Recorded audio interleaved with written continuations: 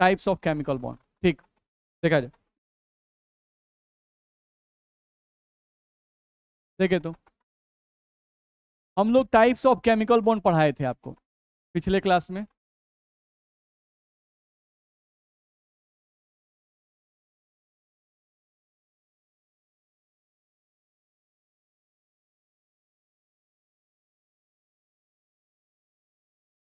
तो types of chemical bond में सबसे पहला बॉन्ड देखा जाए तो सबसे पहला बॉन्ड हम लोग पढ़ाए थे आयनिक बॉन्ड, यानी आयनिक आबंध।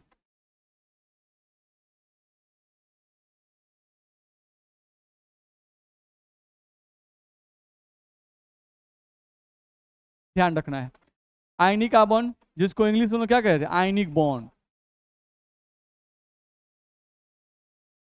ध्यान रखना है, आयनिक बॉन्ड को एक और नाम जानते थे ना हम लोग, वैद्युत संयोजी आबंध, या इलेक्ट्रो संयोजी भी बोलते हैं, या वैद्युत संयोजी आबंध। वैद्युत संयोजी आबंध, ध्यान रखना है, जिसको इंग्लिश में अगर देखें तो इंग्लिश में कहते हैं इलेक्ट्रोवैलेंट बॉन्ड।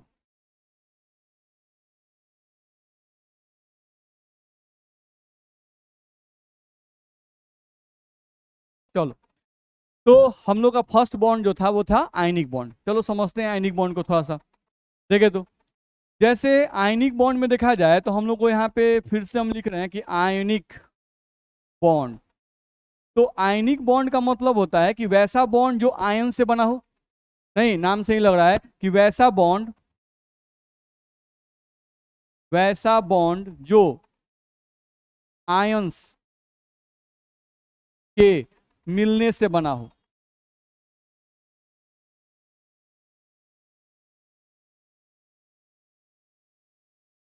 ये दिमाग में आता है? नहीं, अब आयंस के मिलने से बना हो तो निश्चित रूप से यहाँ जो आयंस होंगे, नहीं, उन आयंस में एक हम लोगों का केटायन होगा यानी कि धनायन होगा, और एक आपका क्या होगा, एनायन होगा। ध्यान रखना है, यानी धनायन और ऋणायन, धनायन और ऋणायन के मिलने से अगर किसी आबंध का निर्माण होता है तो उसी आबंध को क्या कहेंगे, आयनिक बॉन्ड। तो ये भी दिमाग में आता है। नहीं, अगर हम लोग को देखा जाए तो एक दिमाग में आता है आयनिक बॉन्ड के लिए क्या, कि धनायन, क्योंकि आयन के मिलने से, तो आयन में ऋणायन और ऋणायन थोड़े ना आपस में मिलेंगे। नहीं, धनायन और धनायन थोड़े ना आपस में मिलेंगे। नहीं, कौन मिलेगा, एक धनायन एक ऋणायन। नहीं, या एक धनायन से बहुत सारे ऋणायन, या एक ऋणायन से बहुत सारे धनायन। नहीं, वो वैलेंसी पे डिपेंड करता है।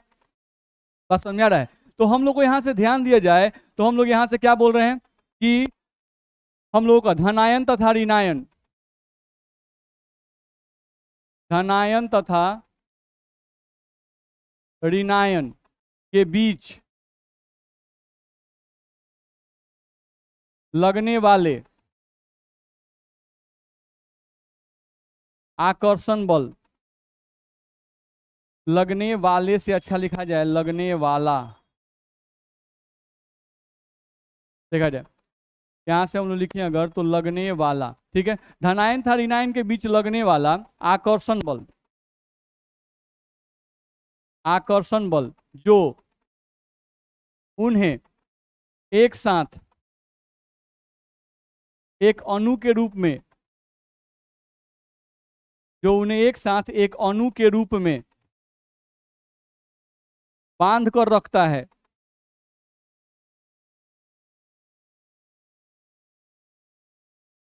बांध कर रखता है, उसी आकर्षण बल को,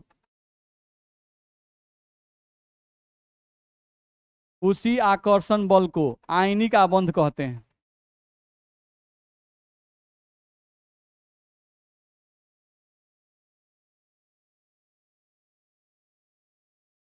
बोलो, बोल सकते हैं कि नहीं? नहीं, हमें बोलता है कि आयनिक आबंध क्या है, तो आयनिक आबंध क्या है तो हम बोलेंगे धनायन तथा ऋणायन के बीच लगने वाला आकर्षण बल जो उन्हें एक साथ एक अणु के रूप में बांध कर रखता है, उसी आकर्षण बल को क्या कहते हैं, आयनिक आबंध। क्योंकि आबंध का तो मतलब पहले ही बताया गया था, आबंध का मतलब आकर्षण बल। नहीं, तो आयनिक आबंध कौन सा आबंध है भाई, तो आयनों के बीच में बनने वाला आबंध।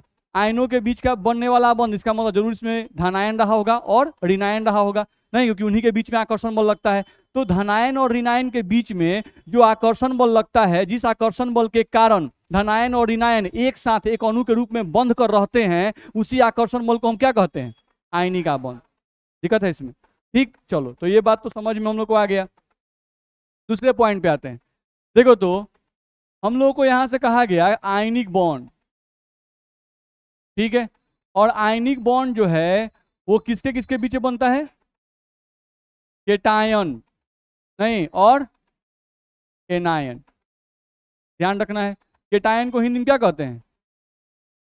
धनायन नहीं, और इसको ऋणायन। ऋणायन,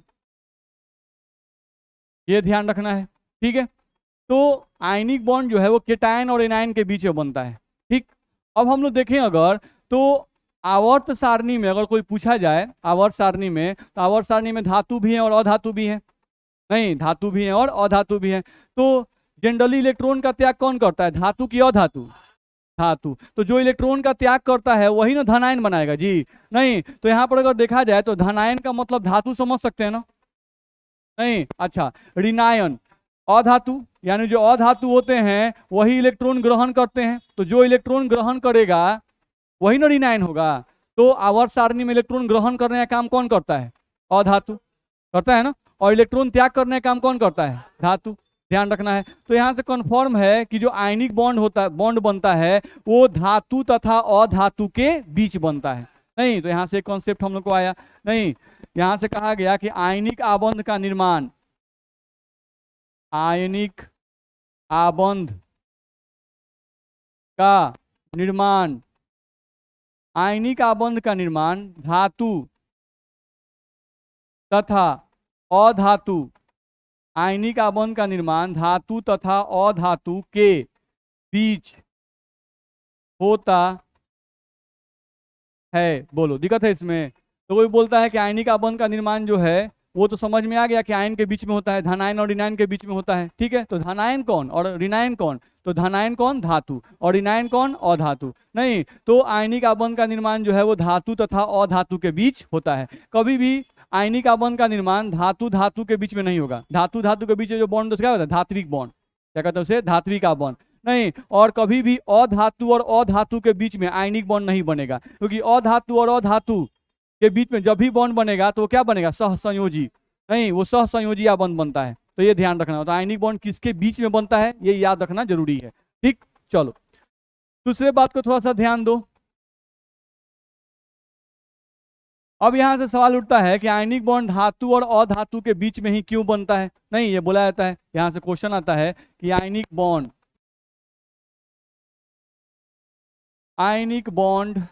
धातु तथा अधातु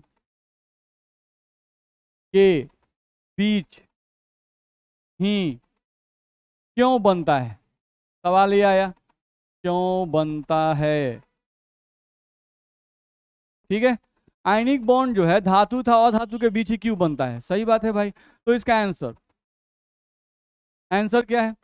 देखो, हम लोग को देखा जाए तो जो धातु होते हैं और अधातु में क्या डिफरेंस है? धातु और धातु में क्या डिफरेंस है? सबसे पहला हम लोग को बुक में लिखा रहता है आईपी। नहीं, जो धातु होते हैं उनके आईपी का मान कम होता है, धातु के आईपी का मान कम होता है। यानी कि जिसके आईपी का मान कम होता है वो इलेक्ट्रॉन आसानी से त्याग करता है। नहीं, क्योंकि आईपी का मतलब क्या? इलेक्ट्रॉन निकालने के लिए दी गई ऊर्जा। नहीं, तो धातु के लिए आईपी का मान कम, यानी धातु से इलेक्ट्रॉन निकालने के लिए कम ऊर्जा देना पड़ता है, जबकि अधातुओं के लिए आईपी का मान क्या होता है? ज्यादा होता है। तो पहला रीजन हम लोग को बुक में ये लिखा रहता है, क्या लिखा रहता है? नहीं, कि धातु के आईपी का मान कम होता है, धातु के आईपी का मान कम होता है, इसलिए ये आसानी से इलेक्ट्रॉन का त्याग करके धनायन में बदल जाते हैं। और हमको आयनिक बॉन्ड बनाने के लिए तो धनायन चाहिए ना भाई? नहीं, तो धनायन आसानी से कौन बनाएगा? तो धातु। क्यों बनाएंगे? तो क्योंकि उनके आईपी का मान कम होता है, यही आपको आंसर देना होगा। दिक्कत है? ठीक। दूसरा पॉइंट हम लोग क्या ध्यान रखना है, देखो तो धातु जो होते हैं उनके आईपी का मान कम होता है, इसलिए वो आसानी से इलेक्ट्रॉन त्याग करके धनायन का निर्माण कर देते हैं। अब आते हैं अधातु। नहीं, तो अधातु जो होते हैं उनके इलेक्ट्रॉन गेन एंथैल्पी का मान, इलेक्ट्रॉन गेन एंथैल्पी का निगेटिव मान बहुत ज्यादा होता है, इसलिए उनके इलेक्ट्रॉन ग्रहण करने की क्षमता बहुत ज्यादा होती है। नहीं, इसलिए वो आसानी से ऋणायन बना देते हैं। नहीं, और आयनिक बॉन्ड तो धनायन और ऋणायन के बीच में ही बनता है। नहीं, तो एक ऐसा तत्व चाहिए जो आसानी से अपने आप को धनायन में बदल ले, एक ऐसा तत्व चाहिए जो आसानी से अपने आप को ऋणायन में बदल ले। तो आसानी से धनायन में कौन बदल जाता है? धातु, क्योंकि उनके आईपी का मान कम होता है। नहीं, अधातु आसानी से ऋणायन में क्यों बदल जाते हैं? क्योंकि उनके इलेक्ट्रॉन गेन एंथैल्पी का निगेटिव मान ज्यादा होता है। दिक्कत है? तो यही सब हमको लिखना होता है, ध्यान रखना है। तो वही बोल रहा है कि अधातु के इलेक्ट्रॉन गेन एंथैल्पी का निगेटिव मान बहुत ज्यादा होता है, बहुत ज्यादा होता है। तो किससे ज्यादा होता है? धातुओं से, ध्यान रखना है। तो अधातु के इलेक्ट्रॉन गेन एंथैल्पी का निगेटिव मान बहुत ज्यादा होता है, इसलिए ये आसानी से इलेक्ट्रॉन को ग्रहण करके ऋणायन में बदल जाते हैं, ऋणायन में बदल जाते हैं। बोलो, दिक्कत है? नहीं, तो यहाँ से हम लोग कोई पूछता है तो हम लोग इसका आंसर दे सकते हैं कि नहीं दे सकते हैं? ठीक है, यहाँ से हम लोग क्वेश्चन जो था फिर से देख लो एक बार क्वेश्चन। आयनिक बॉन्ड धातु तथा अधातु के बीच में ही क्यों बनता है? सवाल ये था। नहीं, तो हम लोग क्या कहे, धातु के आईपी का मान कम होता है, इसलिए ये आसानी से इलेक्ट्रॉन का त्याग करके धनायन में बदल जाते हैं। ठीक, तथा दूसरा पॉइंट क्या आया, अधातु के इलेक्ट्रॉन गेन एंथैल्पी का निगेटिव मान बहुत ज्यादा होता है, इसलिए ये आसानी से इलेक्ट्रॉन को ग्रहण करके ऋणायन में बदल जाते हैं। नहीं, और आयनिक बॉन्ड बनाने के लिए धनायन और ऋणायन चाहिए। नहीं, तो आयनिक बॉन्ड बनाने के लिए हमें क्या चाहिए? केटायन तथा एनायन चाहिए, केटायन तथा एनायन चाहिए। नहीं, जो धातु तथा अधातु से ही प्राप्त होते हैं,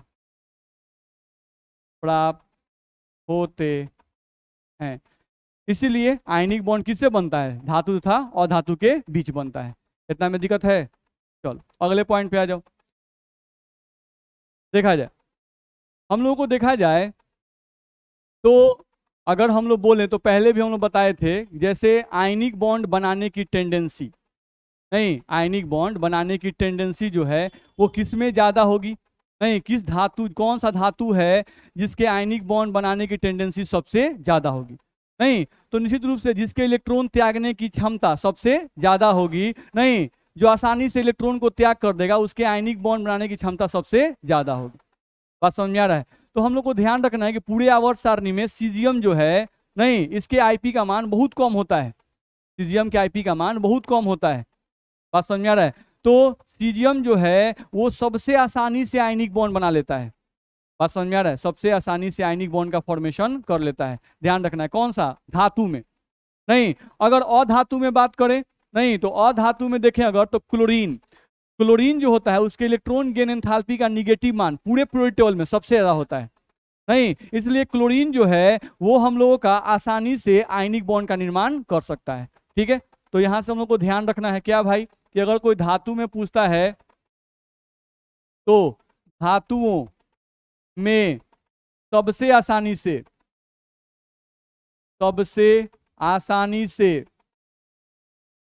धातुओं में सबसे आसानी से इलेक्ट्रॉन का त्याग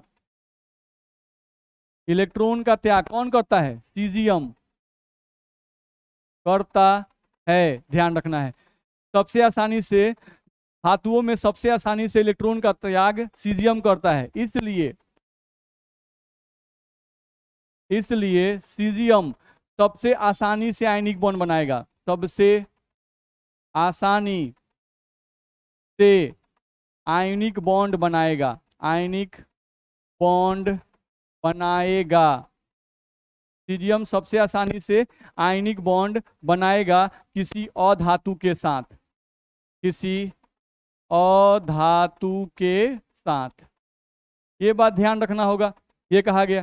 सेकंड, यानी कोई पूछता है कि भाई कोई भी अधातु आ रहा है, नहीं कोई अधातु चला धातु से आयनिक बॉन्ड बनाने के लिए, तो अगर कोई अधातु चल रहा है आयनिक बॉन्ड बनाने के लिए, नहीं तो कौन सा ऐसा मेटल है जो उस अधातु से सबसे जल्दी आयनिक बॉन्ड बना लेगा? सीजियम। ध्यान रखना होगा, ठीक है।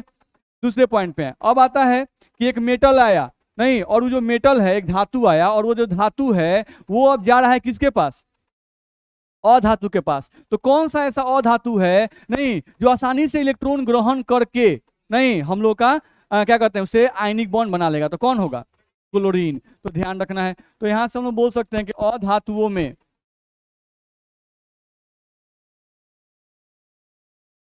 अधातुओं में अगर देखें तो अधातुओं में क्लोरीन के इलेक्ट्रॉन गेन एंथैल्पी का निगेटिव मान सबसे ज्यादा, सबसे ज्यादा होता है। इसलिए क्लोरीन सबसे आसानी से आयनिक बॉन्ड बनाएगा, क्लोरीन सबसे आसानी से आयनिक बॉन्ड बनाएगा। ठीक है, तो थोड़ा बहुत हम लोग समझ गए, इतना में दिक्कत है? चल दूसरे पॉइंट पे आ जाए। देखो तो अब सवाल उठता है कि आयनिक बॉन्ड बनता कैसे है? नहीं, यहाँ सवाल आया हम लोगों को, तो ये तो हम लोग पहले ही देख चुके हैं। सवाल आया कि आयनिक बॉन्ड कैसे बनता है। आयनिक बॉन्ड यानी आबंध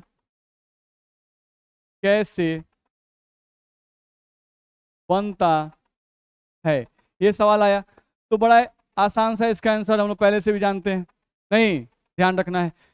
आयनिक आबंध का निर्माण तभी होता है जब एक परमाणु अपने बाहरी कक्ष के इलेक्ट्रॉन का पूर्णतः त्याग दूसरे परमाणु के बाहरी कक्ष में कर देता है। ध्यान रखना है, ठीक है। आयनिक आबंध का निर्माण कब होता है? जब एक परमाणु अपने बाहरी कक्ष में उपस्थित इलेक्ट्रॉन का त्याग, नहीं, दूसरे परमाणु के बाहरी कक्ष में कर देता है, तो उस केस में आयनिक आबंध का निर्माण दोनों के बीच में हो जाता है। क्योंकि एक परमाणु अगर इलेक्ट्रॉन को त्याग करेगा तो वो धनायन बन जाएगा, और एक जो ग्रहण करेगा वो ऋणायन बन जाएगा। धनायन और ऋणायन के बीच में आकर्षण बल लगेगा, और आकर्षण बल ही तो बॉन्ड कहलाता है। बस में आ रहा है? और धनायन और ऋणायन के बीच में लगने वाला आकर्षण बल क्या कहलाता है? स्थिर वैद्युत आकर्षण बल। नहीं, उस आकर्षण बल का नाम क्या है? स्थिर वैद्युत आकर्षण बल। ठीक है, तो कोई पूछता है कि आयनिक बॉन्ड कैसे बनता है, तो हम लोग क्या लिखेंगे? जब एक परमाणु, जब एक परमाणु अपने अपने बाहरी, जब एक परमाणु अपने बाहरी कक्ष में उपस्थित, जब एक परमाणु अपने बाहरी कक्ष में उपस्थित इलेक्ट्रॉन्स का पूर्ण त्याग, पूर्ण त्याग दूसरे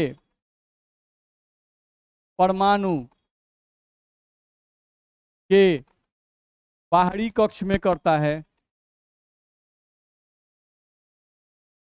बाहरी कक्ष में करता है, तभी आयनिक बॉन्ड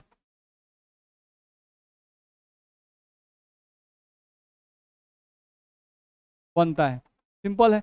जब एक परमाणु अपने बाहरी कक्ष में उपस्थित इलेक्ट्रॉन का पूर्ण त्याग दूसरे परमाणु के बाहरी कक्ष में करता है, तभी आयनिक बॉन्ड बनता है। सिंपल कॉन्सेप्ट है, ध्यान रखना है। हम लोग 9th से ही पढ़ते आ रहे हैं। जैसे मान लो सोडियम लेते हैं, नहीं, तो सोडियम का कॉन्फ़िगरेशन आप लिखा जानते हो, 1s2 2s2 2p6 और 3s1, ऐसे लिखा जाता है। नहीं, आप क्लोरीन ले लो, तो क्लोरीन का हम लोग क्या लिखते हैं? 1s2 2s2 2p6, यहाँ से 3s2 और 3p5 होता है ना भाई। इसका 17 है, आई था कितना 11, गिन लीजिए 2 2 4 6 4 10 1 11, इसका भी 2 2 4 6 4 10 2 12 या 5 17, है ना। तो इसको देखा जाए तो सोडियम के बाहरी कक्ष में 1 इलेक्ट्रॉन है। अब इसको स्टेबल होना है तो ये कितने इलेक्ट्रॉन को त्याग करेगा, 1 इलेक्ट्रॉन को त्याग करेगा। अगर 1 इलेक्ट्रॉन को त्याग कर देगा तो इसका बाहरी कक्ष ये वाला हो जाएगा, तो इसमें 6 और 2 8 हो जाएगा, नहीं हो जाएगा, हो जाएगा। और अगर क्लोरीन को तुम देखोगे तो क्लोरीन के बाहरी कक्ष में कितना इलेक्ट्रॉन है, 7। तो इसको स्टेबल होने के लिए 1 इलेक्ट्रॉन ग्रहण करना है, तो ये 1 इलेक्ट्रॉन कौन सा ग्रहण करेगा, जो ये त्याग करेगा, नहीं। तो सोडियम 1 इलेक्ट्रॉन को त्याग करता है और क्लोरीन 1 इलेक्ट्रॉन को ग्रहण करता है, नहीं। तो यहाँ पर जो आबंध बन रहा है वो त्याग और ग्रहण से बन रहा है, पूर्ण त्याग और पूर्ण ग्रहण। तो पूर्ण त्याग और पूर्ण ग्रहण से जब कोई बॉन्ड बनता है तो उसी बॉन्ड को क्या कहते हैं, आयनिक बॉन्ड। सिंपल कॉन्सेप्ट है। तो यहाँ पर इसी को दिखाने का तरीका लेविस के अनुसार, लेविस आप कहते हैं कि सोडियम के बाहरी कक्ष में जो इलेक्ट्रॉन है उसको डॉट से दिखाइए, नहीं। तो ये हो गया Na डॉट, नहीं। तो ये डॉट क्या दिखा रहा है कि सोडियम के बाहरी कक्ष में 1 इलेक्ट्रॉन है। अब क्लोरीन के बाहरी कक्ष में कई गो है, 7 गो, है ना भाई, 5 और 2 7, तीसरा कक्ष में, तो उसको भी डॉट से दिखाइए, 2 2 4 2 6 और 1 7, आपको डॉट से रिप्रेजेंट करना है। हम रिप्रेजेंट कर दिए, नहीं। अब इलेक्ट्रॉन का पूर्ण स्थानांतरण, तो जो इलेक्ट्रॉन सोडियम है यही ना त्याग करेगा, तो इस इलेक्ट्रॉन को पकड़ना है और इधर की तरफ मूव करना है और एक तीर बना देना है, नहीं, ध्यान रखना है। तो इस तरह से अगर आप दिखाते हैं तो यह जो तीर है, यह तीर क्या दिखाता है, आयनिक बॉन्ड को, ध्यान रखना है। अब सोडियम जब 1 इलेक्ट्रॉन का त्याग करेगा तो सोडियम पर एगो प्लस आ जाएगा, Na+, और क्लोरीन जब ग्रहण करेगा तो इसमें माइनस आ जाएगा। अब इनके बीच में क्या उत्पन्न होगा, आकर्षण, नहीं। अब इनके बीच में जो आकर्षण उत्पन्न होता है, इसी आकर्षण को हम लोग क्या कहते हैं, स्थिर वैद्युत आकर्षण बल, स्थिर वैद्युत आकर्षण बल। अब यही जो स्थिर वैद्युत आकर्षण बल है, यही आकर्षण बल क्या कहलाता है, आयनिक बॉन्ड। यही आकर्षण बल क्या कहलाता है, आयनिक बॉन्ड कहलाता है।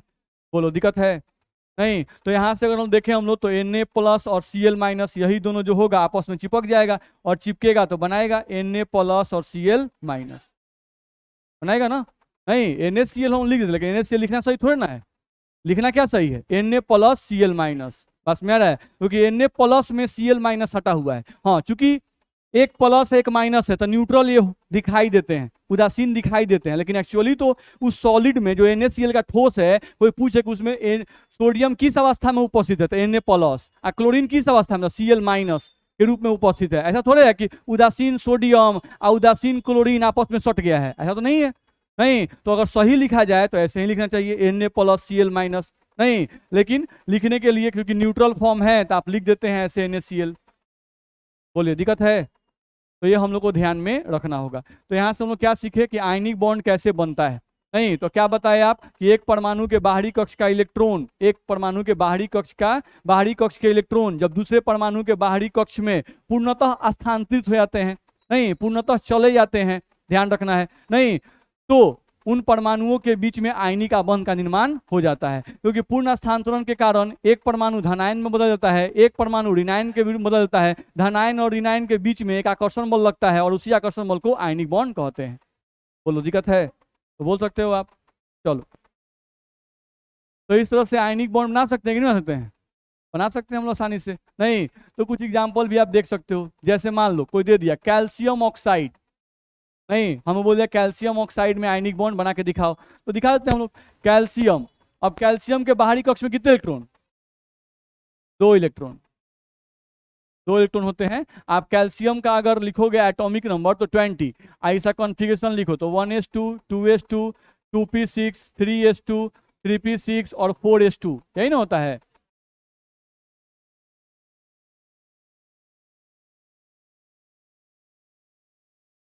थ्री पी सिक्स और 4s2 होगा। तो इसका बाहरी कक्ष यही है, s में कितना 2 इलेक्ट्रॉन, नहीं। तो अगर ये 2 इलेक्ट्रॉन का त्याग कर दे तो इसका बाहरी कक्ष में 6 2 8 जाएगा कि नहीं, हो जाएगा, नहीं। तो इसका बाहरी कक्ष में 2 है तो 2 दिखा दीजिए। ऑक्सीजन, ऑक्सीजन का परमाणु संख्या 8, तो इसके बाहरी कक्ष में 6 इलेक्ट्रॉन होते हैं, देख लीजिए 1s2 2s2 और 2p4, यही होता है हम लोग का। तो ये आपका बाहरी कक्ष है, तो इसमें 4 और 2 6 इलेक्ट्रॉन, तो 6 इलेक्ट्रॉन है तो इसको स्टेबल होने के लिए और कितना इलेक्ट्रॉन चाहिए, 2 चाहिए, आप समझते हैं। तो इस 6 को दिखाइए यहाँ पर, 2 2 4 और 2 6 आप दिखा दिए। नहीं, अब आयनिक बॉन्ड दिखाना है। नहीं तो आयनिक बॉन्ड दिखाएंगे, एक इलेक्ट्रॉन पकड़ के एगो ट्रांसफर, एक इलेक्ट्रॉन पकड़ के एक ट्रांसफर, ऐसे हम लोग को दिखाना होगा, ध्यान रखना है। गलती से भी ऐसे मत दिखा दीजिएगा। अगर ऐसे लिखा हुआ है CaO सर यहाँ पर 2 4 2 6 गो है, इसके बाहरी कक्ष में सर 2 गो इलेक्ट्रॉन है, तो घेर लीजिए सर, घेर के बना मार दीजिए। नहीं तो ये आयनिक बॉन्ड नहीं है, इस बॉन्ड को कोऑर्डिनेट बॉन्ड कहते हैं। बात समझ आ रहा है? तो हर एक का रिप्रेजेंटेशन अलग अलग है, तो ये नहीं कोई मत दिखा दीजिएगा। बात समझ आ रहा है? तो ये आपका हुआ आयनिक बॉन्ड। अब यहाँ पर कैल्शियम कई गो इलेक्ट्रॉन का त्याग किया है, और कैल्शियम पर 2+ होगा और ऑक्सीजन पर 2- होगा। बोलिए, यही Ca2+ और O2- चिपक के CaO बनाते हैं। बात समझ में आया? तो इस तरह से हम लोग बना सकते हैं। ठीक, किसी को दिक्कत है? दिक्कत हो तो रोकिएगा। चलिए, जैसे मान लीजिए हम लोग को दे दिया गया यहाँ से हम लोग को दे दिया, जैसे मान लो AlF3 अल्मुनियम फ्लोराइड दिया गया।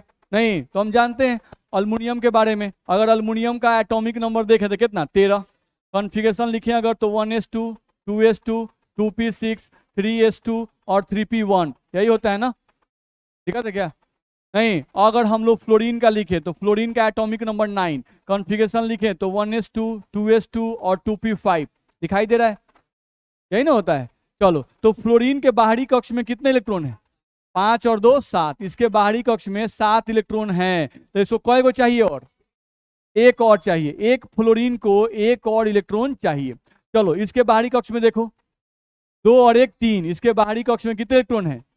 3 इलेक्ट्रॉन है, ध्यान रखना है। तो हम बता चुके हैं कि जिनके भी बाहरी कक्ष में 1 हो 2 हो या 3 हो तो वो त्याग करते हैं, तो ये क्या करेगा? 3 इलेक्ट्रॉन का त्याग करेगा। नहीं तो अल्मुनियम 3 इलेक्ट्रॉन का त्याग करेगा, और एक फ्लोरीन को अस्थाई होने के लिए 1 इलेक्ट्रॉन चाहिए। नहीं तो इसका मतलब हुआ कि एक अल्मुनियम से कई गो फ्लोरीन कंबाइन करेगा? 3 गो करेगा ना जी।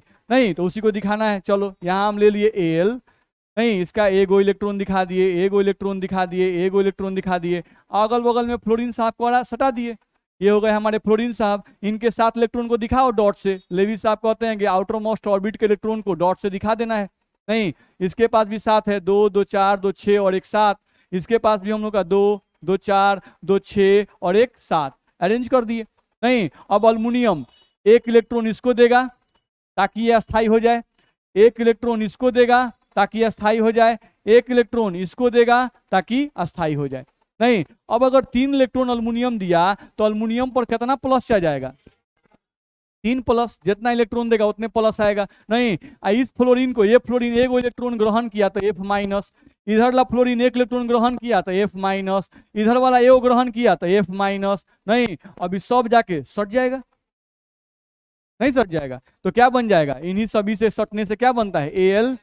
AlF3। नहीं तो AlF3 में आपका Al है, एक तरफ फ्लोरीन, एक तरफ फ्लोरीन और एक तरफ फ्लोरीन होगा। बात समझ में आ रहा है? नहीं तो ये नॉर्मल बॉन्ड आप खींचते हो, कैसे बॉन्ड दिखा दिया, लेकिन एक्चुअली बॉन्ड हमको दिखाना कैसे दिखाएंगे? ये वाला। नहीं, ये रियल बॉन्ड दिखाने का तरीका है आयनिक बॉन्ड को। इसमें किसी को दिक्कत है? तो इस तरह से AlF3 हम लोग बना सकते हैं कि नहीं बना सकते हैं? बना सकते हैं, ध्यान रखना है। जैसे मान लो हम लोग को दिया गया यहाँ से Mg3N2 मैग्नीशियम नाइट्राइड, नहीं हम लोग को दिया गया Mg3N2 मैग्नीशियम नाइट्राइड, तो इसमें कौन कौन है? मैग्नीशियम और नाइट्रोजन ले लो। यहाँ से तुम मैग्नीशियम ले सकते हो। मैग्नीशियम के आउटर मोस्ट ऑर्बिट में कितने इलेक्ट्रॉन होते हैं? 2। आप जानते हो, कॉन्फ़िगरेशन लिख के देख लो, 1s2 2s2, यही होता है ना? तो इसके आउटर मोस्ट में कितने इलेक्ट्रॉन है?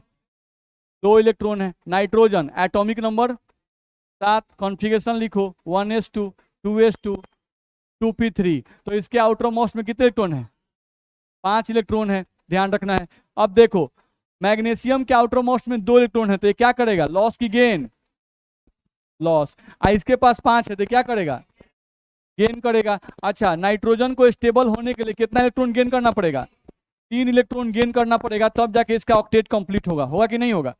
नहीं तो चलो, मैग्नीशियम कई गो है? 3 गो, तो लिख दो मैग्नीशियम 3 गो। देखो तो, मैग्नीशियम मैग्नीशियम और मैग्नीशियम बाद में अरेंज कर लेंगे, पहले तीनों मैग्नीशियम लिख दिए, ठीक है। और नाइट्रोजन कई गो है? दो गो, तो दो गो नाइट्रोजन को लिख दो इसके बगल में, एक नाइट्रोजन और एक नाइट्रोजन हम लिख दिए ऐसे। नहीं, अब हमको देखा जाए तो इसके बाहर एक मैग्नीशियम के बाहरी कक्ष में इलेक्ट्रॉन कय गो है?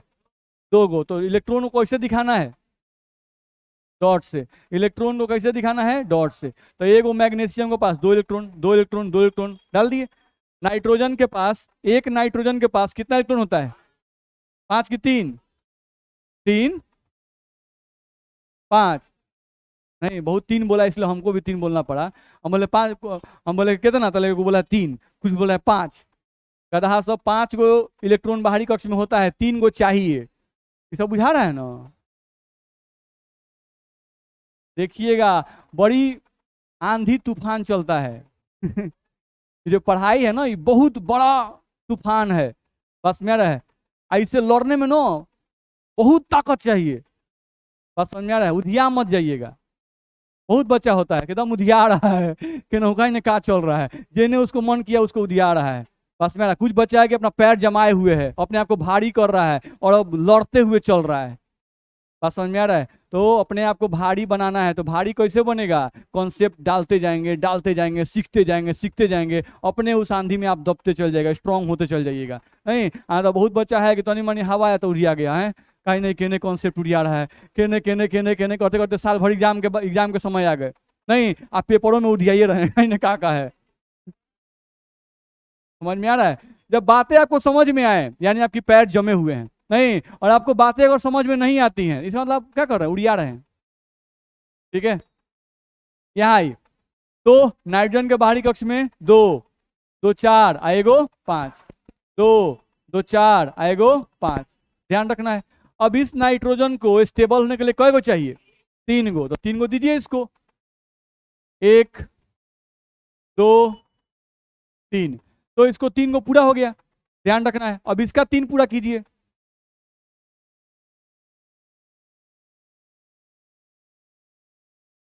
हुआ कि नहीं हुआ?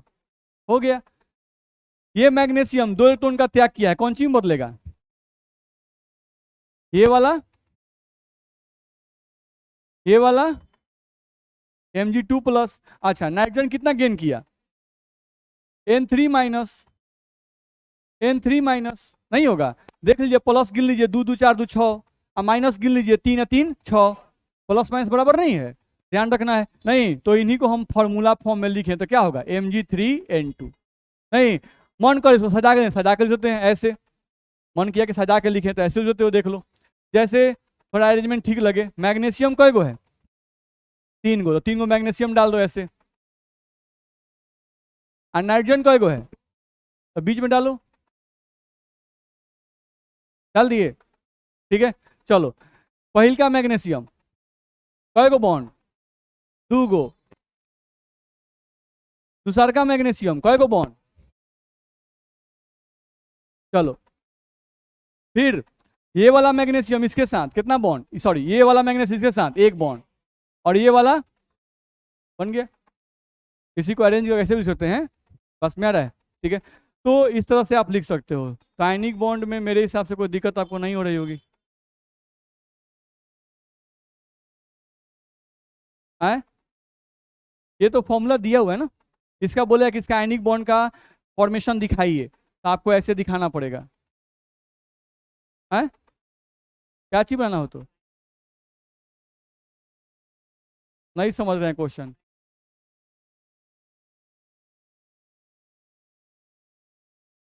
ये तो वैलेंसी से पता चलता है।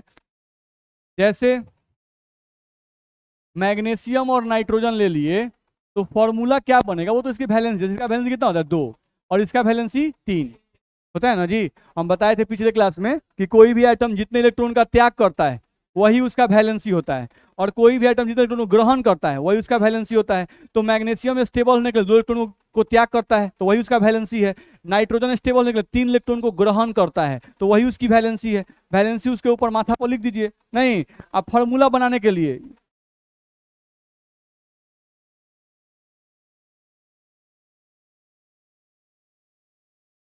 तो ये बताता है कि आपको 3 गो मैग्नीशियम के साथ 2 गो नाइट्रोजन रिएक्शन करेगा, तब जाके सबका ऑक्टेट कंप्लीट होगा। बात समझ में आ रहा है? ठीक है, तो हम लोग का ये ध्यान रखना है। तो कैसे पता चलता है, वो तो वैलेंसी याद ना चाहिए, तो वैलेंसी नहीं याद होगा तो नहीं होगा। ठीक है, तो इसलिए आप लोग थोड़ा स्पीड अप रखिएगा। जैसे अब हम जैसे बता रहे हैं ये वाला चीज, ये कॉन्फ़िगरेशन लिख लिख के, नहीं ये आपको समझाने के लिए नहीं, लेकिन अब ऐसे नहीं बताना चाहिए।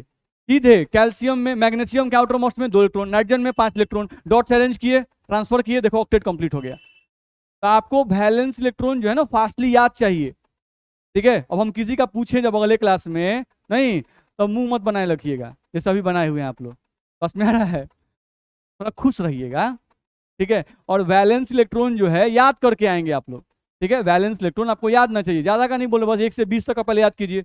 नहीं, धीरे धीरे हम लोग जैसे यूज पड़ेगा और बढ़ाते जाएंगे हम लोग। पहले 1 से 20 तक का कम से कम आप याद रखिएगा कि वैलेंस इलेक्ट्रॉन कोई पूछे तो एकदम फटाक दे बोल देना है। नहीं, कैसे पोटासियम 1, कैल्शियम 2, मैग्नीशियम 2, सोडियम 1, फटाफट बोलना है, बस में आ रहा है। तो इस तरह से वैलेंसी आपको याद ना चाहिए। साथ साथ किसके बाहरी कक्ष में कितने इलेक्ट्रॉन होते हैं वो आपको याद ना चाहिए। नहीं, जैसे कैसे हम लोग बोल रहे हैं ऑक्सीजन का 6, नाइट्रोजन का 5, बस में आ रहा है। तो ये आप कल याद करके आएंगे, तो अभी हम लोग आयनिक बॉन्ड को बढ़िया से और समझेंगे और अभी कोवैलेंट बॉन्ड को भी बढ़िया से समझ पाएंगे, क्योंकि ये नहीं अगर होगा तो ना आयनिक बॉन्ड से कोई बॉन्ड ही नहीं समझ में आएगा। ठीक है, आज की क्लास में इतना ही, अगले क्लास में आगे बढ़ेंगे।